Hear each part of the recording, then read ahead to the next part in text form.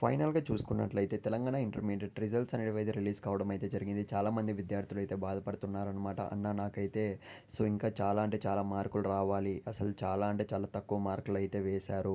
ఇంకొంతమంది విద్యార్థులు చూసుకున్నట్లయితే అన్న నేను ఎలా ఫెయిల్ అయ్యానో నాకైతే అర్థం కావట్లేదు. కానీ నేను పాస్ అయ్యి ఉండాలి. బాగా రాశాను ఎగ్జామ్ అనేది.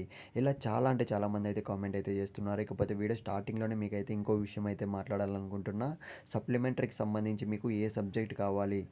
ఏ సబ్జెక్ట్స్ మీరు ఫెయిల్ అయ్యారో ఖచ్చితంగా కామెంట్ బాక్స్లో పెట్టడానికి అయితే ట్రై చేయండి. ఇకపోతే ఎవరికైతే తక్కువ మార్కులు వచ్చాయో, ఎవరికైతే ఇంకా మార్కులు వస్తాయన్న నమ్మకం ఉందో, ఇంకా ఎవరైతే ఫెయిల్ అయిపోయి నేను ఖచ్చితంగా పాస్ అవ్వగలను అన్న నమ్మకం ఉందో, ప్రతి ఒక్కరికి కూడా ఒక చిన్న అప్డేట్ అనమాట. Very very important update. ఒక్కడికంటే ఒకడికి ప్లీజ్ ప్లీజ్ ప్లీజ్ ఒక్కడికన్నా షేర్ చేయండి ఈ వీడియో అనేది. ఎందుకంటే ప్రతి ఒక్కరికి ఈ వీడియో అనేది యూస్ఫుల్గా ఉంటుంది. అందుకే చెప్తున్నా. ఎందుకంటే చాలామందికి అయితే తెలియదు.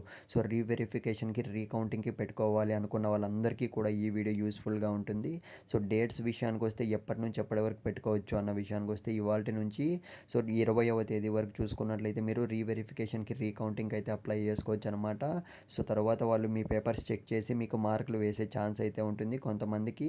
మీకు నమ్మకం ఉంటే పెట్టుకోవడానికి అయితే ట్రై చేయండి. రీకౌంటింగ్ సంబంధించి చూసుకున్నట్లయితే ఒక్కో సబ్జెక్ట్కి నీకు ₹100 అంటే ₹100 పే చేయాల్సి ఉంటుంది. రీవెరిఫికేషన్కి సంబంధించి ₹800 ₹800 అయితే పే చేయాల్సి ఉంటుంది, గుర్తుపెట్టుకోండి. కాబట్టి మీకు ఖచ్చితంగా మార్క్స్ వస్తాయన్న నమ్మకం ఉంటే పెట్టుకోండి. ఎలా అప్లై చేసుకోవాలో నెక్స్ట్ వీడియో పెడతాను. అది కూడా ఎవరైతే సబ్స్క్రైబ్ చేసుకున్నారో వాళ్ళకి మాత్రమే పెడతా.